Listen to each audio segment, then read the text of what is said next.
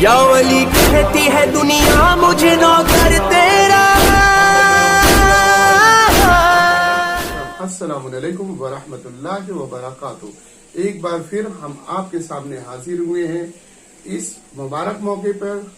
کہ امام رضا علیہ السلام کی ولادت بسعادت کے موقع پر. آپ کا نام علی اور آپ کی کنیت ابو الحسن لقب رضا ہے، اور آپ کے والد ماجد امام موسیٰ کاظم علیہ السلام اور والدہ یعنی آپ کی ماں کا نام تختم یا نجمہ علیہ السلام کہا گیا ہے. اور آپ کی ولادت 11 ذی-القعدہ سن 148 ہجری قمری مہینے کے حساب سے، اور آپ کی جائے ولادت مدینہ منورہ میں ہے. تاریخ شہادت آپ کی ماہ صفر المظفر 203 ہجری قمری مہینہ، اور آپ کی عمر خاص کر روایت کے مطابق آپ کی عمر شریف 55 سال پائی جاتی ہے. اور آپ کے قاتل مامون عباسی خلیفہ جس نے آپ کو انگور میں زہر کے ذریعے شہید کیا. اور آپ کا جائے مدفن مشہد مقدس ہے.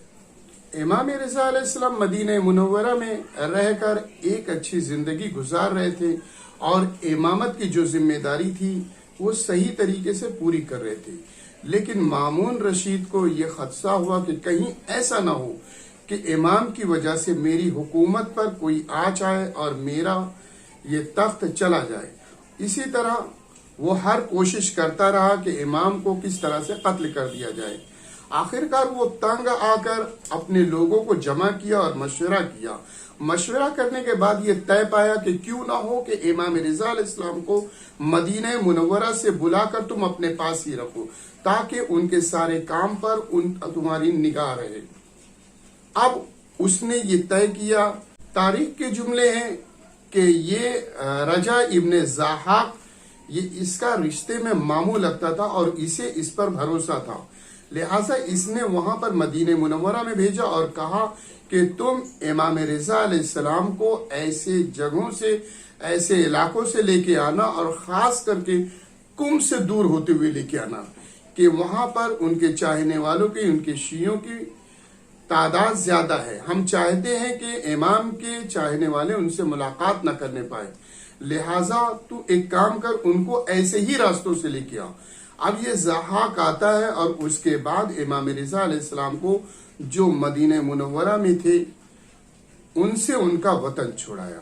اور اس کے بعد اس جگہ پہ یعنی ایران میں لے گیا، مشہد مقدس جسے ہم کہتے ہیں. وہاں پر امام کو ایسے راستوں سے لے کے جایا گیا جہاں سے آپ کے چاہنے والے نہ مل پائے آپ کو. اسی درمیان آپ جب شہر نیشاپور پہنچے، اور نیشاپور پہنچنے کے بعد آپ نے تھوڑا توقف کیا، لیکن ایک چیز جو تاریخ نے دیکھی وہ دشمنان دین شاید اس چیز کو بھول گئے کہ جسے وہ چھپانا چاہتے ہیں اور پروردگار عالم جسے عیا کرنا چاہتا ہے اسے عیا کر کے رہتا ہے. یہاں تک کہ وہاں پر لوگوں کے ہجوم، محدثوں کے ہجوم جمع ہو گئے،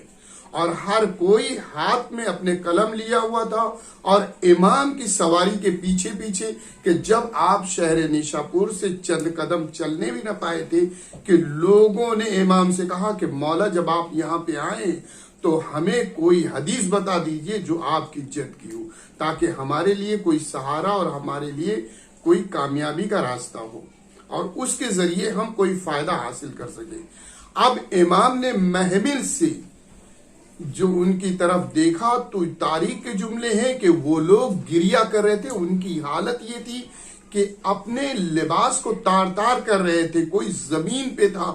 یعنی ہر کوئی بے قرار تھا، اور امام رضا علیہ السلام کے لبھائے مبارک سے حدیث سننے کا منتظر تھا. اب دیکھیے کہ 24,000 محدثین جو جمع تھے، ہر کوئی قلم لیے ہوئے تھا. دیکھیے ایک زمانہ وہ تھا کہ جناب رسالت مآب نے اپنے چاہنے والوں سے یعنی صحابیوں سے کہا تھا کہ مجھے کاغذ اور قلم لا کے دو، یعنی خالی ایک کاغذ و قلم. اور یہاں پہ امام رضا علیہ السلام نے کسی سے فرمائش نہیں کی کہ مجھے کاغذ اور قلم لا دو، لیکن 24,000 کاغذ قلم اس چیز کے منتظر تھے کہ یبن رسول اللہ کوئی اپنے لبھائے مبارک سے کوئی حدیث سنا دیجیے۔ اب امام رضا علیہ السلام نے جو حدیث سنائی، حدیث سلسلۃ الذہب، اب حدیث سلسلۃ الذہب یہ حدیث جو امام رضا علیہ السلام نے اپنے بابا سے، ان کے بابا سے، اور اس طرح سرکار ختم مرتبت حضرت محمد مصطفیٰ صلی اللہ علیہ وآلہ وسلم سے، اور ان سے جبرائیل علیہ السلام، اور جبرائیل علیہ السلام سے خود پروردگار عالم، اور پروردگار عالم نے اس حدیث کے اندر بتایا کہ لا الہ الا اللہ حسنی، یعنی لا الہ الا اللہ میرا قلعہ ہے، یعنی زمانے کو بتا دیا کہ لا الہ الا اللہ کہہ دینا نجات کے لیے کافی نہیں ہے۔ پھر امام نے کہا کہ اس کی شرط ہے، یہ سلسلۃ الذہب کے اندر بتایا کہ اس کی شرط ہے کہ لا الہ الا اللہ پڑھنے کے بعد ہماری ولایت، یعنی امام کی ولایت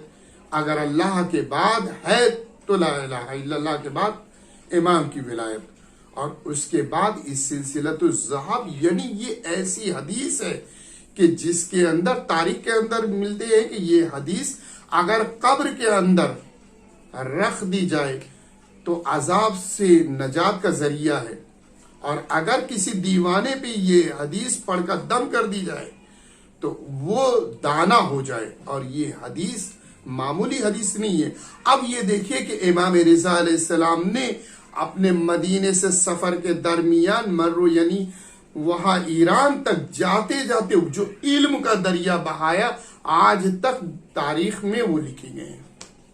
یعنی امام رضا علیہ السلام نے جو علم کا فیض پہنچایا، آج بھی جگہ جگہ پہ آپ دیکھیے ایران کے اندر جا کے کہ امام رضا علیہ السلام کی کیا چیز۔ ناظرین کرام، حدیث کا کل ماحصل یہ ہے کہ لا الہ الا اللہ محمد الرسول اللہ کہنے کے بعد ولائے علی ابن ابی طالب علیہ السلام، اور اس کے بعد امام حسن، اور اس کے بعد امام حسین، یعنی اس طرح سے یہ سلسلہ امام زمانہ اجل اللہ تعالی فرجہ الشریف تک جاتا ہے۔ اب اگر اس سے ہٹ کر کوئی مذہب ہے تو اس کی نجات ممکن ہی نہیں کہ ہو سکے، کیونکہ امام نے شرط لگا دی کہ اگر لا الہ الا اللہ کے بعد کوئی چیز ہے تو وہ ہماری ولایت ہے۔ ناظرین کرام، انسان کو چاہیے کہ اپنی زندگی میں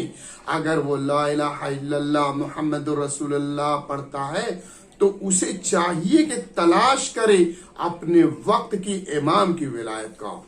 اور اسی لیے حدیث ہے کہ جس نے اپنے زمانے کے امام کی معرفت حاصل نہ کی اس کی موت جہالت کی موت ہے۔ وآخر الدعوان الحمدللہ رب العالمین۔ خدا حافظ۔ یا ولی کہتی ہے دنیا مجھے نہ کرتے